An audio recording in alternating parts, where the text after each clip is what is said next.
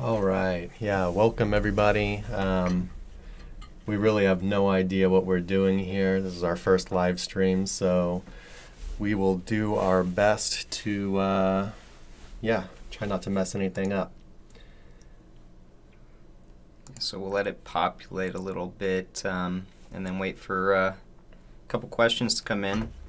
Well, we can go ahead and start answering some stuff off just the Facebook feed. Sure.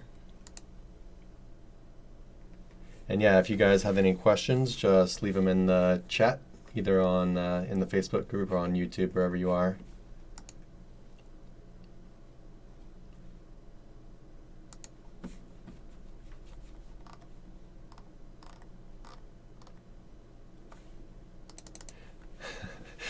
I keep seeing that one, yeah.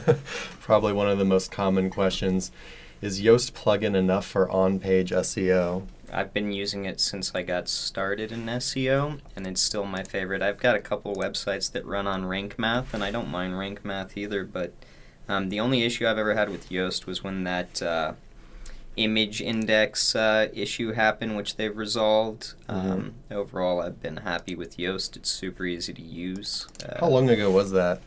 The image, that was like a year or two ago, wasn't it? At least a year, yeah. I think it's actually been longer than that, but yeah. It's probably about 2 years or something. 2 years probably.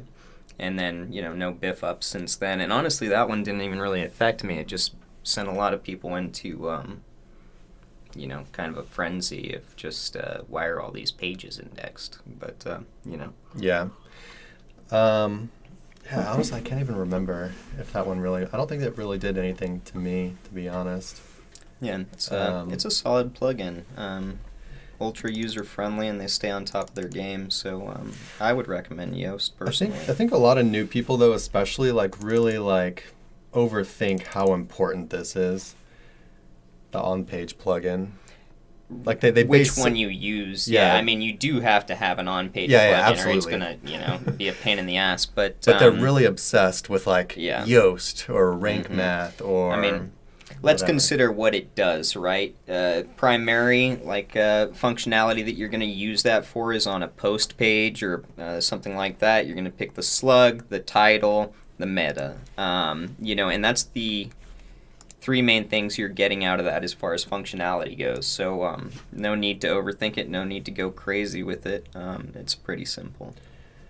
Shout out to Muhammad. How are you doing, bud? What up? And back to the Yoast thing. Honestly, I just use Yoast because I'm too lazy to look into the other ones, and I know they don't really make a difference. I bought an affiliate site off somebody one time that was using rank math, and I remember being like, oh, I gotta figure it out. It fucking works the exact same way. Yeah. The one thing I've heard about rank math, and I don't want to I don't know 100% because I didn't check this stuff myself. I just saw a lot of people talking about it. Was that so? Rank math basically does some things for free that the other platforms only offer in paid. Yeah. That most people don't need anyway, but some people do need the paid features. And I've seen people talking about rank math, including or basically just keeping tabs on your site. So if you're really concerned with privacy or someone not getting their fingers in their site and kind of seeing what's going on, then might not be the best for you. Right. But you should probably do your own research on that. What I would just advise is, this is what I would call a newbie question, right? And when you're considering stuff like that, I would go with whatever has good reputation and less functionality, because it's less things that you can mess up or get discouraged by. Because if you've got something that's overly complex, I remember when I was newer to SEO, signing on for a bunch of really elaborate tools that seemed to have insane functionality, but then you realize you're spending all this time diving into this functionality that in the end, I can't say there's very many of these tools that I still use. Ahrefs is probably one of the more complex ones that I use, and that, through years of use, has become, a very simple system. So let me ask you this. You switch from Yoast to rank math. Yeah. Are you going to start ranking all of a sudden and make your client a ton of money? I don't think so. It seems pretty much the same to me. I hadn't noticed any changes. Granted, maybe I need to take 100 sites and then switch from Yoast to Rank Math and see what they all do. But I think there's probably better ways to use your time. Yeah. And I don't think it's going to change. Yeah, when it comes down to anything. it, guys, it's just, you're using it to probably set up an XML sitemap. You're probably using it to set stuff up like your SEO title, your meta description, maybe your URL slugs, maybe some social media settings like the image it uses on Facebook and the title and description, stuff like that.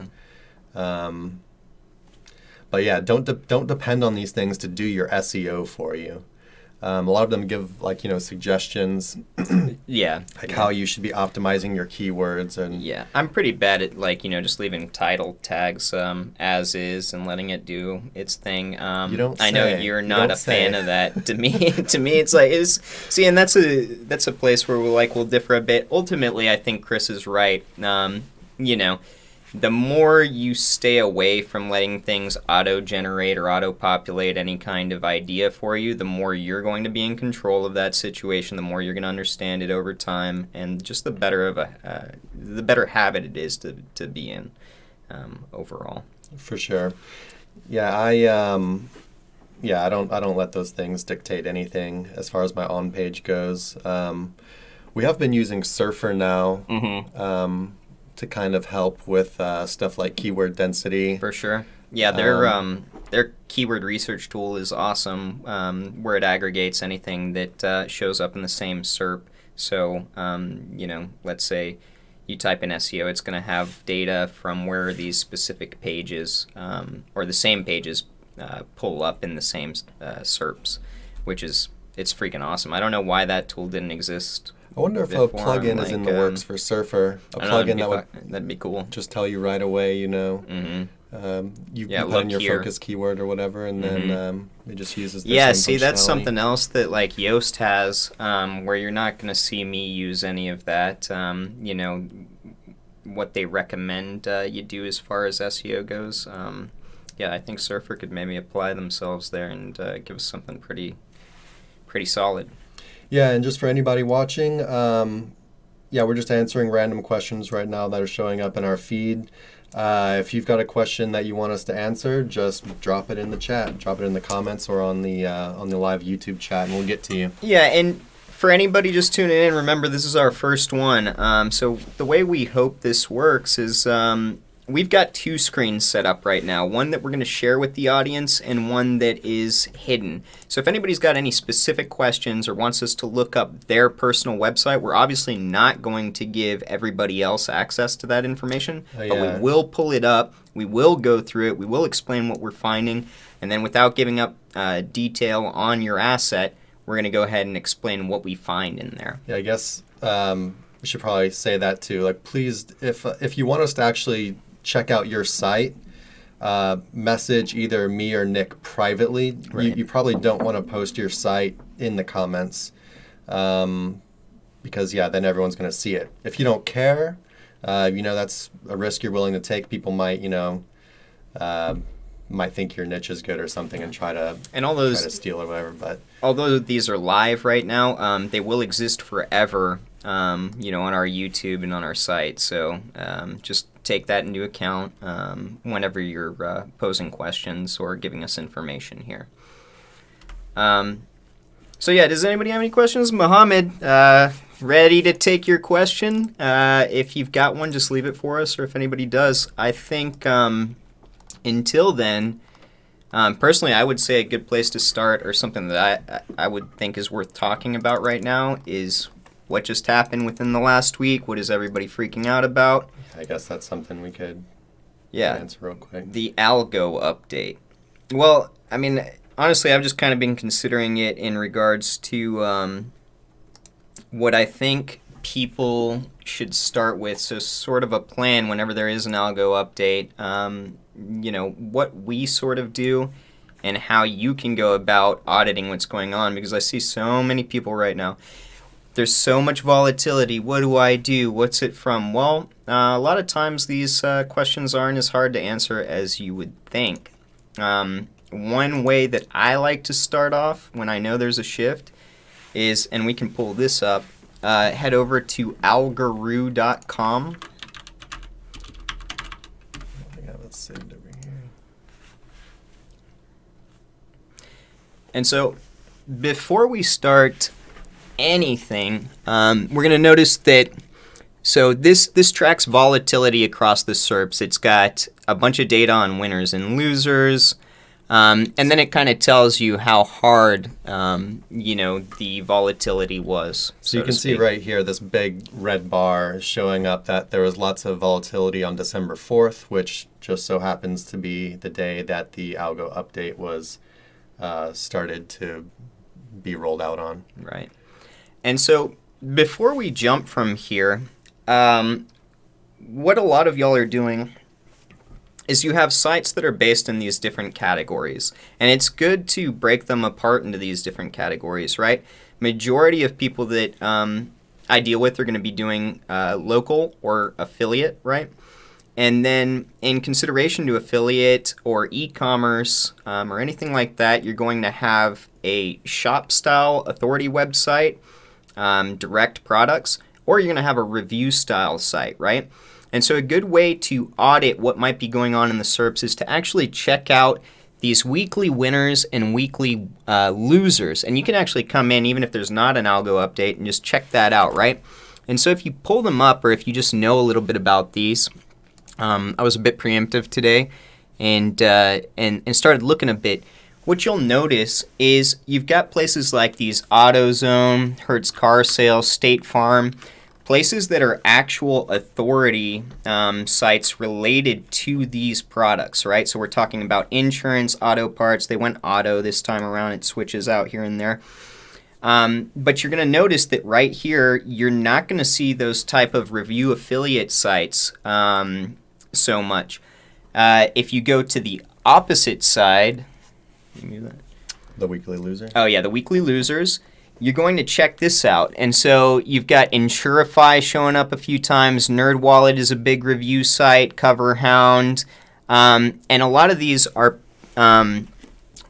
essentially review sites that are then going to push clients or prospective clients to different websites, right? So what I would venture to guess right now, and the main thing, now remember the algorithm update hasn't fully rolled out yet, so relax and just pay attention to what's going on. But if I've got a review site, which I've got a few, what I'm going to do is I'm going to check those SERPs that I was doing really well in, and I'm going to see what's popping up there right now.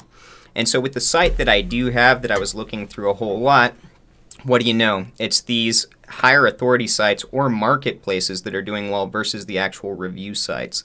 So there's been a shift towards this, authority kind of product environment versus, hey, this is what's good. So if you've got best of websites, stuff like that, I'm willing to bet if you go in for a lot of the SERPs that you lost positions for, you're going to see Amazon, Etsy, and, people like that. What happens when, that goes on? It sucks because you're going to lose traffic. There's been a shift in the dynamics, the dynamics of how Google is placing, everything at the top pages. Well, this means that it's going to be very hard to compete in some of those SERPs. So what I would advise doing, and what I do, is then focus more on the long tail stuff. The stuff that's going to be a little bit harder for those conglomerates to target with as much precision as you as an SEO knows how to do. And but just to be clear, we don't really have like a full grasp of what this algo update was about yet. Right. Yeah. We're just saying in general things are shifting kind of towards authority. We kind of expect that to happen again. It seems it might only happen in certain niches. For example, if you just look at the winners and the losers right now on here, it looks like a lot of stuff with insurance and car related stuff. Is it only hitting, the car niche or a certain couple niches like insurance and cars? We don't really know. This is just what this one website is showing us. We're going to have to wait for more info on it. But it's just, you can start kind of, putting the pieces together and trying to form an idea rather than, looking at your one or two sites and then trying to make a decision off of that. That's like really something I think you want to try to stay away from. Right. Yeah, I mean, I see a lot of people, prodding at, different types of links, etc. I think a lot of these people are looking at a fairly small sample size that they're working on, and I understand, it gets hard to kind of consider big picture at times. But, here we're monitoring probably about 100 sites. I'd say 70 to 100 sites at any given moment. With SE ranking, and so we've got very targeted data, and then I think we only had 2 that really took a downturn. Right, One of them was a very new site though, so it might have not even really been. Yeah, there's nothing too crazy. Like I've tried to go in there. Since we are link vendors, the first thing I'm gonna go in and check is something getting affected. I was there. What was it, like 3 or 4 years ago when PBNs got heavily popped, and it's like a lot of us lost a lot of our networks at that given time. So let's go ahead and looks like we've got a question from Abik. Sorry if I'm saying your name wrong. All right, let's see. Abik says, I made a mistake by creating a duplicate post, something like xyz.com/tag/topic instead of xyz.com/topic. I deleted the tag post, although it was indexed. Was it the right thing to do? What to do for future purposes? Sure. Did you happen to 301 that old URL structure to the new one that you want to resonate in the SERPs? Because if you haven't done that yet, I would recommend going in and creating a 301 redirect from .com/tag/topic to the new URL. And so from now on, whenever something like this occurs, it's pretty common, because sometimes you're going to have your date structure or something like that turned on. All you're going to do is remove it, 301 it automatically. I'm not sure if I 100% understand your question, but if you just made a duplicate post and they were both new and then you just deleted one of them, that's fine. Well, yeah, I would 301 it though. Yeah. I mean, so he says, so I deleted the old one and no indexed it in the Search Console. How old? How old was the old one? I guess it doesn't really matter how old it is. You're going to want to 301 the old URL to the new URL. Yeah, next time I wouldn't do any no-index stuff, quite honestly, in Search Console. Okay, it's only 5 days old, so it's not really like a huge deal. You normally want to only really, for 301s, what you're basically doing is making sure that any of the authority, age, links, trust that's been, resonating with these old article is passed to your new one. But because the thing was only 5 days old, it really doesn't matter. Best practice is still to go ahead and 301 it. If it wasn't even indexed, which now I guess we're not going to know. He says it was indexed. Yeah, then just as a precaution, go ahead and 301 it anyway, but I wouldn't be tremendously worried about what that is, especially if it was a newer post. There probably wasn't any authority going to it, so you'll be fine. All right, yeah. If anyone else has any questions, just keep them coming, and we'll keep answering. Back to the algo update. No one really has a grasp on it quite yet. Still need some time to let things settle. I honestly haven't even really put that much time into it because I like to, let everything. I like to let the dust settle before I even try to make any kind of judgments. Just to see what the total effect of what's happening actually what actually happens. Which I mean is the smart thing to do. If we looked at the last algo update, I remember there was extreme volatility up front, a bunch of stuff got mixed around, and by the end of the 2 weeks or so, everything seemed to be very close to how things were even before the algo update. So it's almost like there's a testing phase, and then based off of that, things do end up settling. Yeah. We've seen some kind of silly stuff.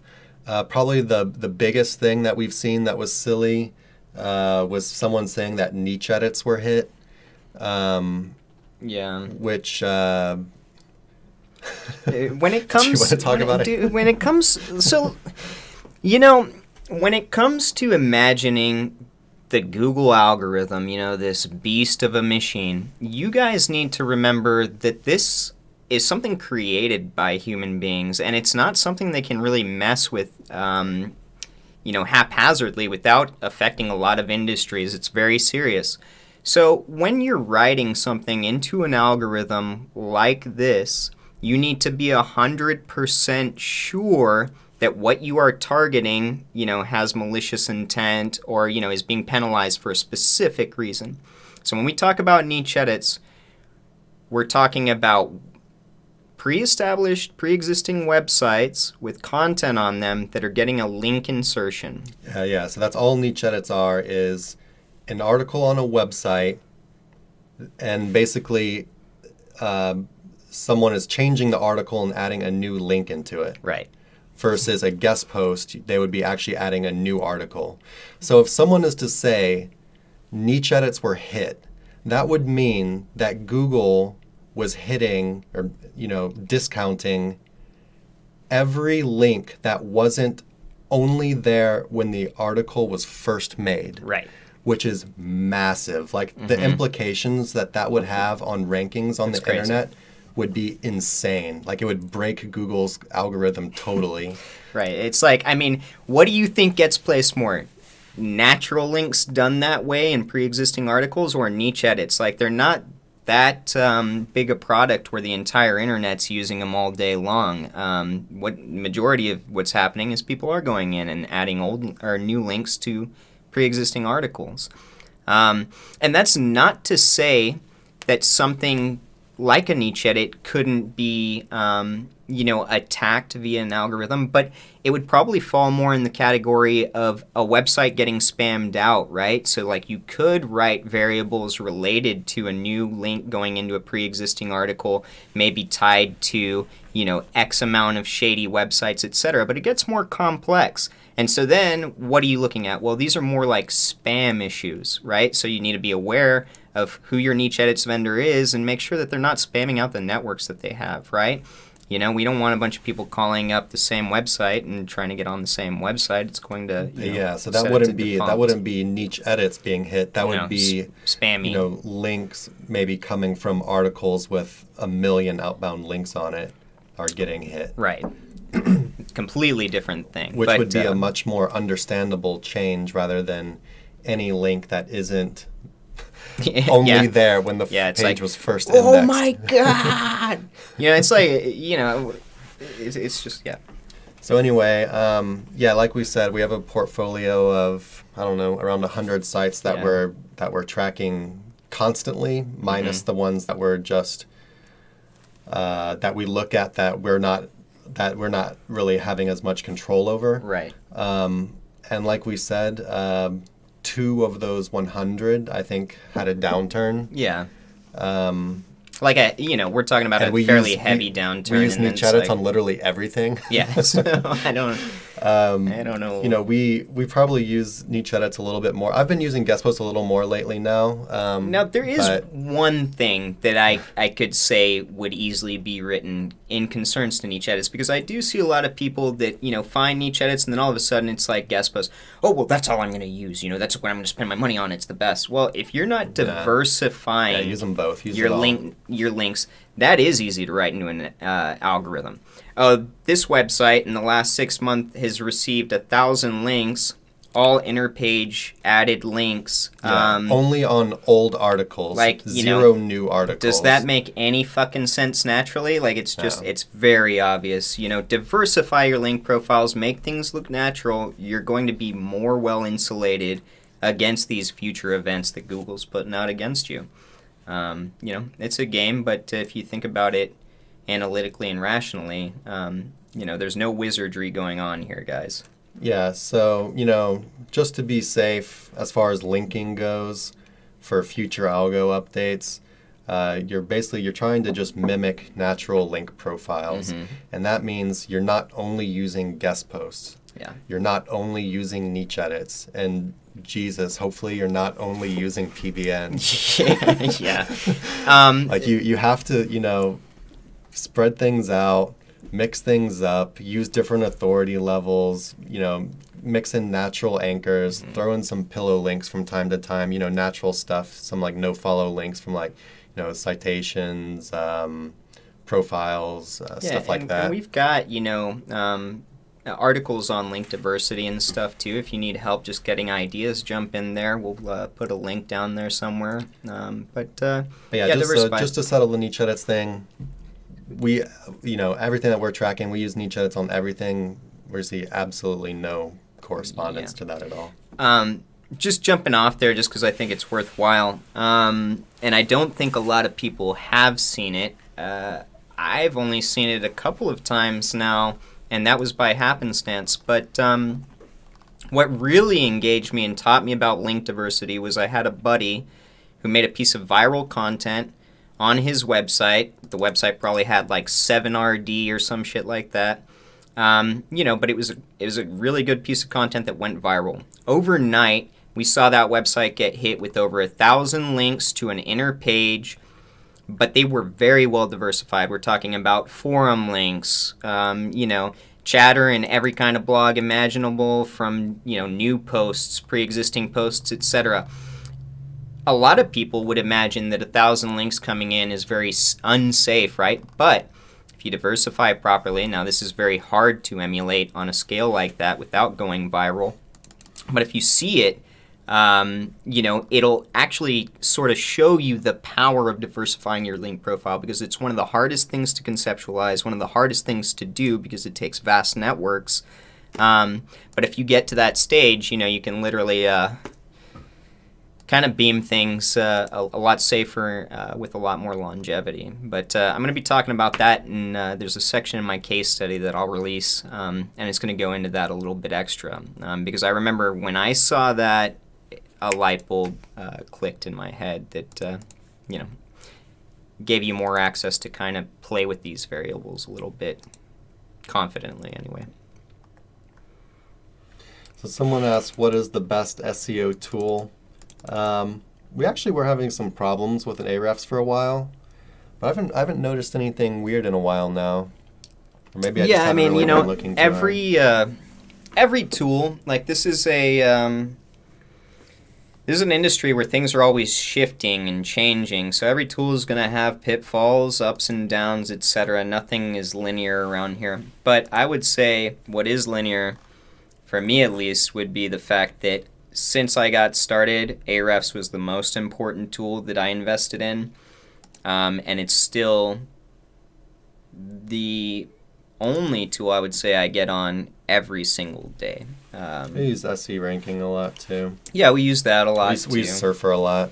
Yeah, Surfer's good too, but it's like, I'm not doing content every day. Yeah, Ahrefs is definitely is like the bread and butter. Yeah, let's expand on that even, because I think it's kind of a bullshit question. What's the best SEO tool? Well, that's like saying, hey, I'm a mechanic, and what's the best mechanics tool? Well, what's the job? I guess if you're a mechanic, what's the one tool you would want?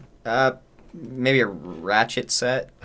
Is that considered one tool or more than? I guess that's it's one tool with accessories added to it. So it's like Ahrefs has different tabs, you can use for different stuff. So it's pretty well versed. But you've got different objectives you're trying to reach, right? No one tool really hits all that. I would say Ahrefs is going to give a newbie the best functionality, but when we talk about compartmentalizing our jobs as SEOs, because it spans far and wide, it's like, okay, typically we're also business owners, we're doing just about everything, so we've got, preliminary research using Ahrefs, things like that, competitor research, then we've got keyword research, which we expressed, we really like keywords everywhere, Surfer SEO, Mozbar, we have tutorials on that. But then even further, it's like, you've got everything you use for accounting, Facebook pixel, et cetera, et cetera. The list goes on forever. You sort of develop your toolkit, as you specialize in what you do. So as an SEO, I would say get used to trying a lot of different things, seeing how it works for you. But the stable ones that I can always think of, Ahrefs always goes to the top of the list. And now that we found Surfer, I would agree with that's a phenomenal product too. And everybody involved in that is going to continually make it better and better. So that's something you want to look forward to, that people that own that tool really care about it. Ahrefs is the same way. So Ahrefs is the answer. It's hard not to say that, yeah. TDLR, Ahrefs. Yeah. Now, granted, SEMrush and Majestic, you'll find give you little variations and readings, but I would say Ahrefs is the most So someone stable. else is posting, this is just a random one. Someone's posting a picture and they're showing a drop from their traffic went from like 50K down to like 0 in a day. Well, we got the URL right there, survivallife.com, so... Yeah, it's not one of your guys' sites, so I guess we can actually pull it up. It's in public, yeah. I'll go ahead and bring this over here. I guess I can do it like this. Sir, what was it? Survival Life. Survival.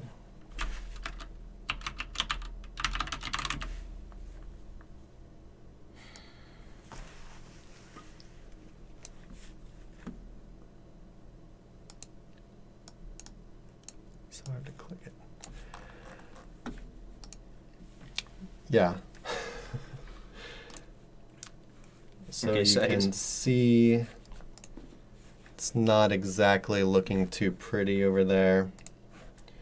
Now, mind you, it looks like this started, a year ago? Yeah, it was a long time ago. They seem to just be asking in general what could cause something like this. Mm-hmm. So being that it's so far back, it might be a little hard to tell, but let's go ahead and take a quick look. Well, here, let's... What? Well, I was just going to go through, like, if I see something like this, exactly where I move to almost immediately is I start over here. So you're going to go to overview, right? You already know there's a huge tank. We'll make us a little smaller. We'll make this a little bigger. Cool. Actually, maybe not. Just trying to figure out what looks best for you guys over here. All right. And this just goes to, sort of explain a fast audit. Like if I'm going to audit real fast, here's what I'd like to do. So first thing I'm going to check out is the anchors. I'm going to look at the anchor profile. I always go to links first. But yeah. Okay. And then I'm going to take into consideration how many are naked, branded, if anything looks weird. So we see the anchor text up top is no text, 373 of those. We've got some periods for 50s. Then we've got a lot of exact match, bug out bag, paracord, with some other stuff going on. But usually if you see stuff like diagram of a plane, UOO, whatever, 17, if we click details for any of these weird ones, we'll be able to actually see where they come from. So I do snippets. Well, here, do one on one of the spammy ones. Like what, an exact the match? top one, the no text. Let's just see what that is, because it's funky, right? It doesn't look natural. You're wondering what the hell is this? It's image link, right? Yeah, but see how these have anchors text with surrounding text that also look like they're probably auto-generated? So 701 of these, 6,999 of these. Let's go ahead and this one. Click down on the 701. And then let's open a few of these and see where they come from.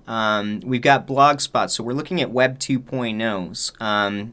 Is somebody auto-generating, or have they in the past generated a lot of auto-generated Web 2.0s, possibly with spun content or something like that? Very common on Fiverr, so let's just go ahead and open acupuncture press point. They're all Web 2.0s. Bestclusterheadaches.blogspot, babycentertips.blogspot, and acupuncturepressurepoints.blogspot. They're all keyword stuffed. Like, you notice that there's just something very unnatural is going on in here. So I just want to see how many of these things they have. And the answer is... well, thousands. They have a ton of them. Yeah, and that's why I like to start with anchors, because you go through this, you can open up the snippets, you can see how spammy the actual page is, how much duplicate content is going on, and then you can consider that... What was this one? Acupuncture pressure points. Mm-hmm. Let's open up one of the other ones. Yeah, best cluster headaches. Any of these? Are they doing like a different one for every... Might be like the multiple pages. Oh, that's funny. So I'm willing to bet a bunch of these labels go to the same place too. So either way, without diving into it too hard, right? Just consider what you're looking at. Okay, does this look natural to anybody out there, right? And so, yeah, obviously this site's got a whole lot of mess going on, but if we just look here, do you think we've started off maybe in a place that's worth looking?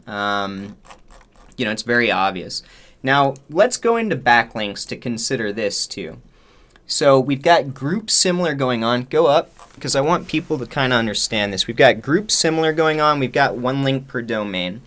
Group similar is going to give us exactly how many times this shows up on the same site. So we can go ahead and do that.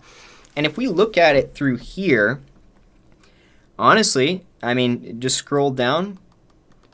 As of right now, just real quick, does anything look terribly unnatural? We'd have to open up some of these sites and see if they're PBN or things like that. But overall, if we're just kind of diving through it real quick. Yeah.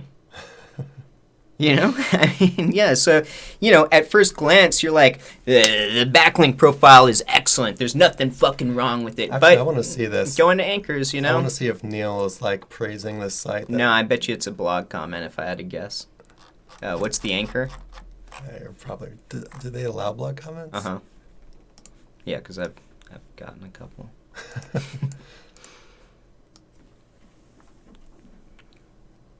Yep. So what was his... Survival life.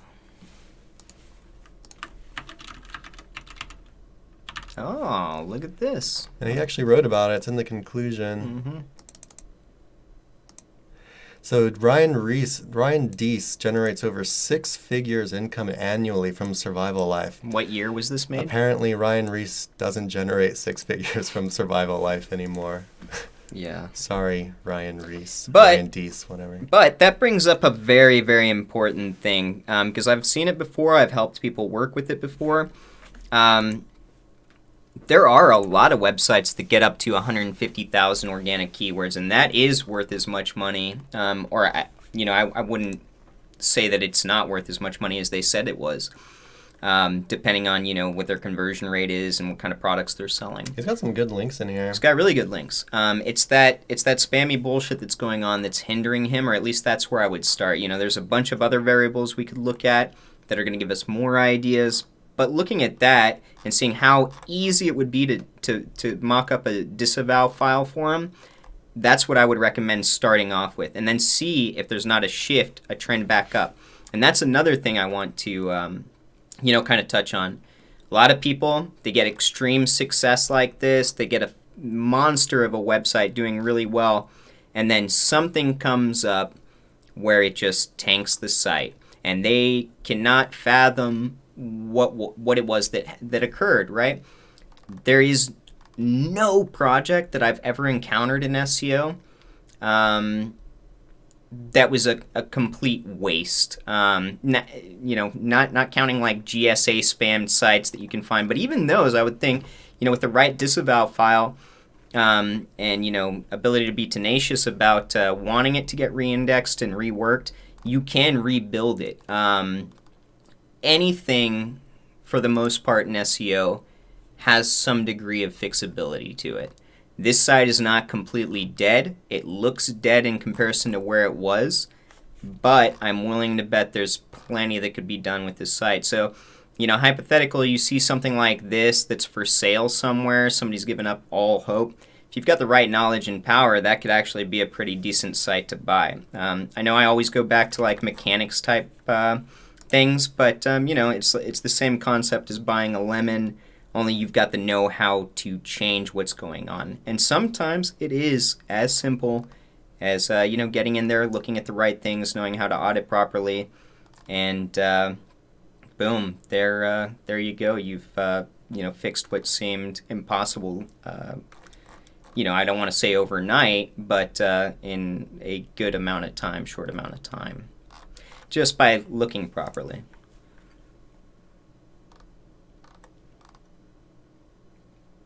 Yeah, I mean, like, even looking at where the websites that the links come from, they look good, right? I was just noticing that he has a lot of links from, like, the same sites, like, repeat, like, a bunch from, like, the same sites. Mm-hmm. And we can look at those by, like, for example, this one's got 470 anchors. It's from Folk, though, so you can expect that's more trash links. I don't think that would be hurting them so much. But they're definitely not really helping. They're just ignored. Let's go to maybe... Yeah, sure, I don't know what that is. Oh, news and announcements. At least here he's not using any kind of money anchor or any variation of a money anchor. A lot of times you can get away with kind of spammy stuff like this if it's naked and branded, and you don't have to worry about it hurting you. And it would be very hard to write something like that into an algorithm, but very easy. If you use a bunch of free websites, you've got a bunch of money anchors, that's very traceable, very easy to write as a no-go.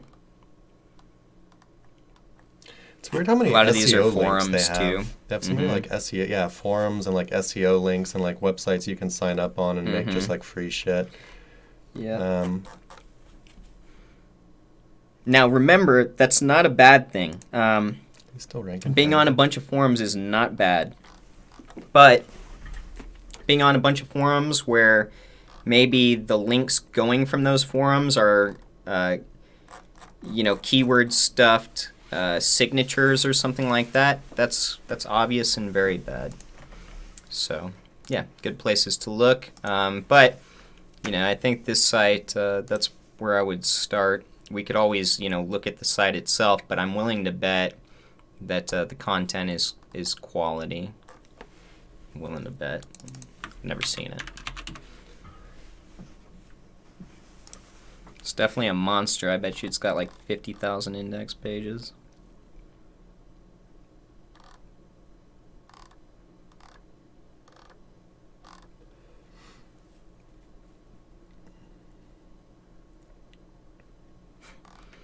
It's kind of not as nice as I thought it'd be. Just short and simple content. Yeah, I'm just talking about like how it's laid out, how they're making money off it. But yeah, I mean, this stuff's rankable. They've got each of these images as a link, affiliate link.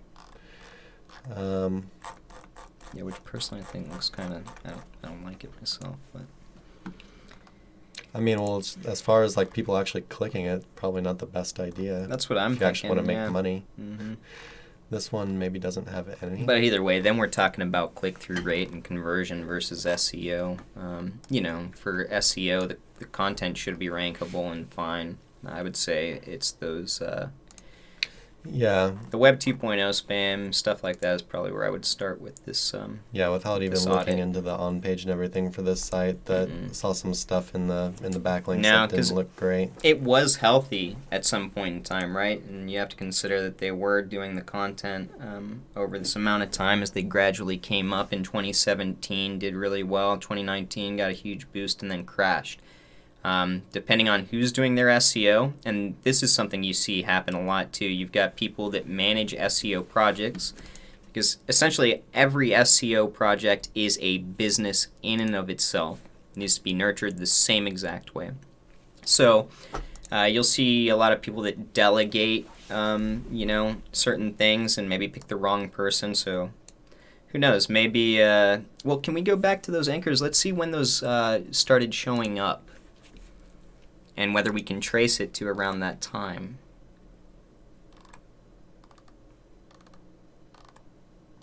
Chris? What do you want? Let me see this. So I'm just going to open up a no text one and then just click a random sample.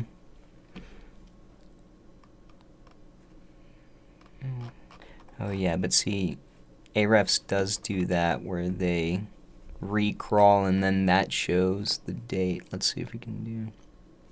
Oh, I can't do it that way. I don't know if I'm able to check that actually. I wanted to see if I could audit when these links first showed up, and I guess if you went into backlinks, you could sort them by first seen and then go to that time period and see what was occurring on the backlink profile at that time period too. That'd probably be a good way to see if it's possible that those were causing that at that point in time. All right, yeah, just a reminder, guys, if you've got any questions, just leave them in the comments and we will get to you. Doesn't look like too many people asking questions today, so we're just kind of answering random stuff that we see. But yeah, if you got a question, just leave it in the comments and we will get to you. And yeah, if you actually want to ask something about one of your websites, send us a private message and we will not show your site because we don't want people to, mess with you or try to steal your niche or whatever. All right, so let's see. What are some more questions we can answer? Come on, people, ask us a question. We got another 10 minutes for you. Thoughts on Ubersuggest? I haven't really used it, to be honest with you. I've messed with it. I didn't like it because I felt like it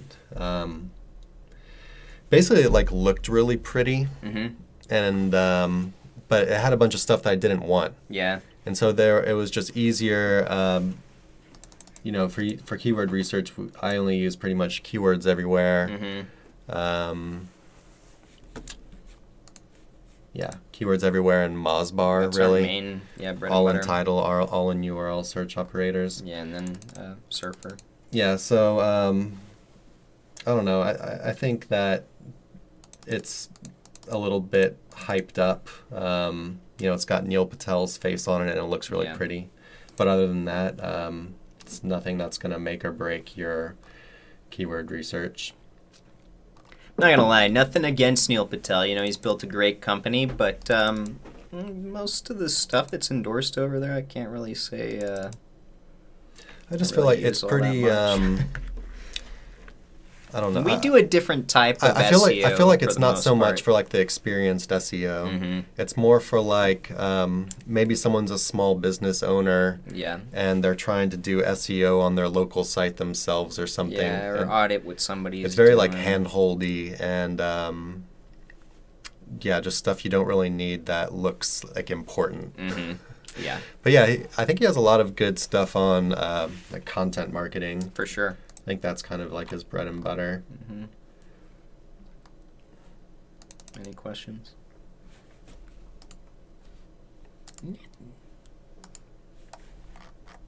No. We'll just keep going here.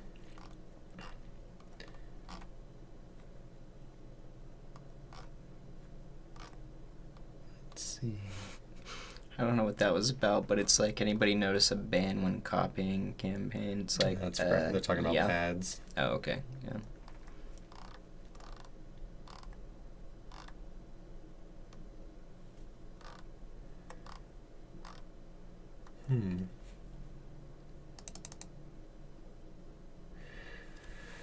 Dumb newbie question. I didn't say that. He's saying that about his own question. Is there any value in adding a description to WordPress tags if they are not being shown by the theme? I don't even know what a... Probably not. If it's not crawlable, then no. There's really no value added. Remember, the way that Google's algorithm works is it's sending out bots that crawl and then make sense of the data, in aspects to what they're crawling. So if they can't even get to it, which I think is what he's talking about, then no, there's no point because the theme wouldn't be making that public. So it's like, it's not quite the same, but it's like adding something in your HT Probably access in the code file. somewhere. Hidden. Yeah. Yeah, from crawlers. So it's like, doing stuff in HT access. I think this is an example of people looking to kind of reinvent the wheel and find an SEO hack when you don't really need to. You know what I'm saying? Mm-hmm. Like they're trying to do something kind of sneaky and abuse certain tags in the on page, Right. descriptions in your on page, something that no one ever sees ever, thinking it's going to give them a leg up or something. My advice to this person would be, ranking is pretty easy right now. Good links, good content. Make everything be natural. Content should be natural. Links should look natural. Yeah. You don't need to try to abuse something in your site's code. The days of getting away with doing very simple stuff like this and getting huge inflections in search, they're over, guys. All those tips and tricks that worked 10 years ago before this industry really boomed, or 15 years ago, they're all dead. They got sniped real quick. So now it's about making things look natural and doing things quality in order to get longevity and inflection in the SERPs. Here's one. This one isn't really SEO related, but digital marketing. It says, what do you think, Google ads or Facebook ads for better ROI? This is for a website development agency. We don't really do Google ads very much. We did for a while. Yeah, dope. But I would say Facebook is we're far superior. We're way more on the Facebook train right now. But I guess it would depend on your niche, right? Absolutely. To some extent. But for us, Facebook ads, I feel like you can personalize a whole lot more and get more functionality out of them. So just based on that in and of itself, I would say it's better. And then I feel like over time people know, where the ad space exists. And that could just be because, I'm in SEO, so it's like I don't ever click on ads. Retargeting with Facebook ads is amazing. Mm-hmm. Yeah.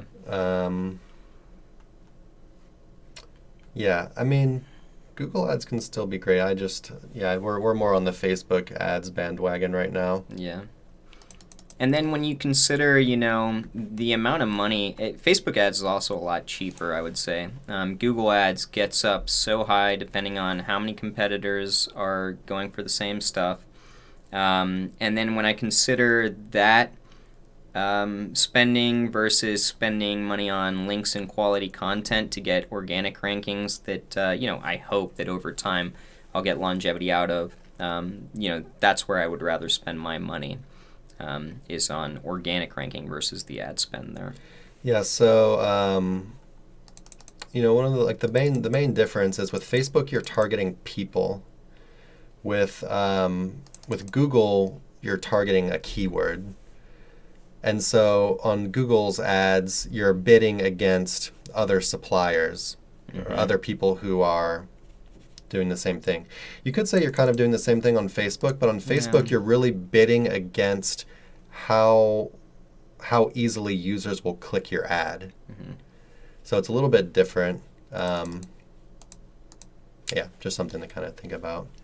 Yeah, if I was starting out, I would say, or if somebody was starting out, I'd say just start with Facebook ads. Yeah, and I've seen certain niches where someone was operating in the computer parts niche, and so they're going up and they're bidding against these behemoths, these like monster, authority sites, these very well-established brands and stuff, and the cost was so high that they couldn't make any profit from their sales. If you think that's not engineered to a certain degree, not saying necessarily by Google, but by the people working for these conglomerates and corporations that know how that works, then they're bidding that up so that the little guy can't get in there.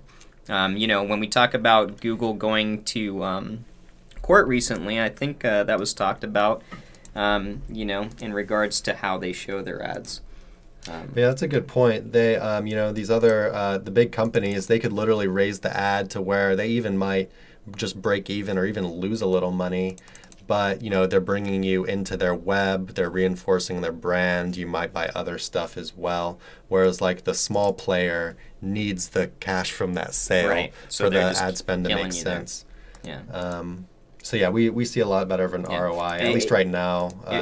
It reminds me of Dell Computers, which, if you guys aren't familiar with the story, was having a really hard time against...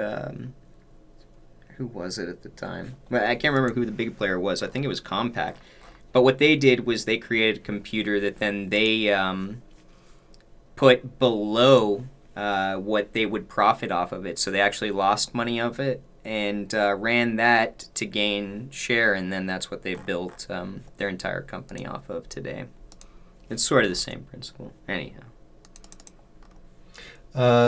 Just for you to be aware, guys, we've been live for about 57 minutes now. We've only planned for this thing to be an hour. We'll be doing this every Wednesday at the same time, or maybe we'll change the time if this time isn't good for people. But we're planning on doing it for 1 hour every week. If you've got a question that you want answered today or this week, be sure to leave it within the next couple minutes and we'll get to you. Let's see if we can find another quick one real quick.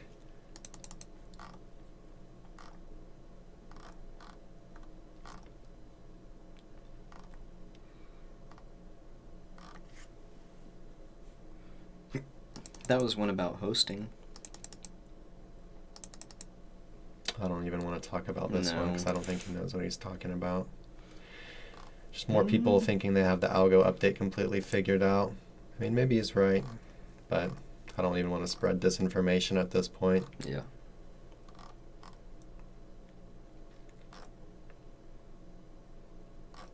Whenever an algo shift happens and you've got people jumping on the I believe I know exactly what's going on scenario, then maybe worth a look to see what they're jumping at, but don't take it for gospel, I guess.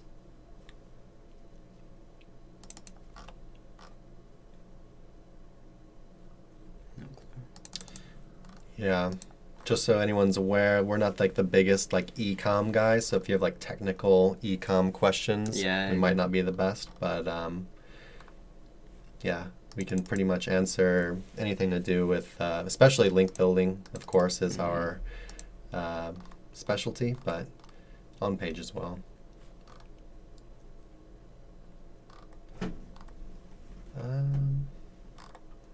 Not seeing too many questions. No. Oh, geez. Yeah, we need to do one of those.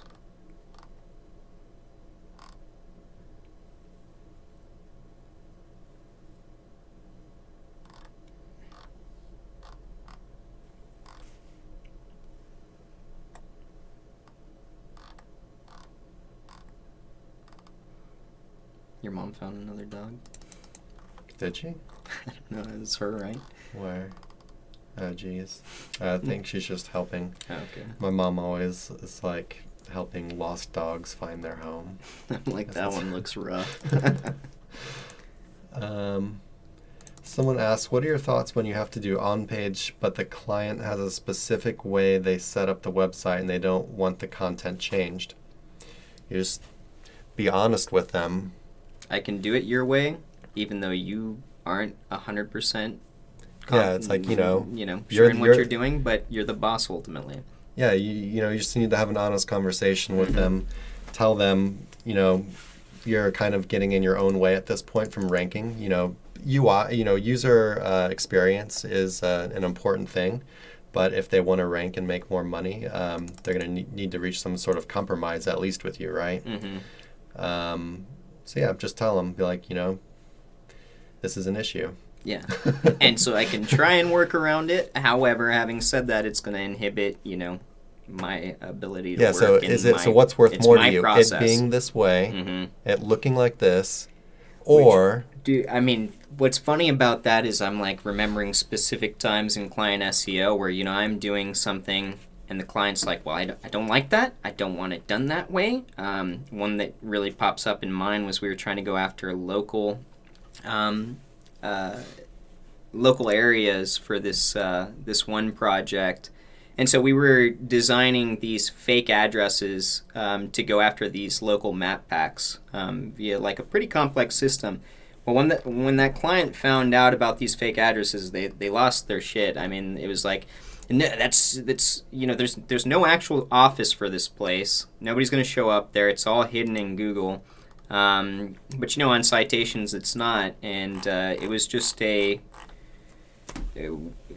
I'm not budging on it. And sure enough, within the next few months, we just weren't working together. But I was honest about, okay, well, we'll take them down, but it's probably going to affect ranking and what I've done. But ultimately, even if you know better about the SEO value or what you're doing, it's their company. So if you're in client SEO, you're still always at the mercy, of that person's vision. So it is what it is. Just be honest. Don't try and do anything sneaky, and try and do your job as best you can. Sometimes. We're not free from that either, especially with something like PBN links. Yeah. People want to try to tell us how to do PBN links. Yeah, it's like this PBN is home related, but it's talking about skyscrapers. Or they want us to do something. They want us to change something that would impact the safety of the PBN and their site. Right, like no authority because they links. think it's going to give them more power or something. Sorry. But yeah, sometimes you just gotta have an honest conversation with them. That's what you got to do. But yeah, I think that's it for today, guys. We kind of expected this to start a little bit slow while we figure out, the best time that works for everyone, as well as, just building up the amount of people that actually know that it's even happening. Yeah. We'll probably start running some ads to it as well to bring in some additional people to the group. We did our best answering the questions we got. Thanks for everyone who came in and participated or even just watched the stream. And we'll be back next week. Yeah, thanks a lot. And, if you've got questions that you want us to answer next week, go ahead and throw them in the group. I'm sure a lot of people chime in. And if, they're explorative and don't get answered, we'll hit them up next week. Yeah, if you missed it, If you missed the time and you wanted to ask us a question, you can just throw it in the group, and we'll try to get to you, and we'll give you some live time the next week if we can't get you in the group. Yeah. Thanks. Cool. Yeah. Thanks, guys. Catch you.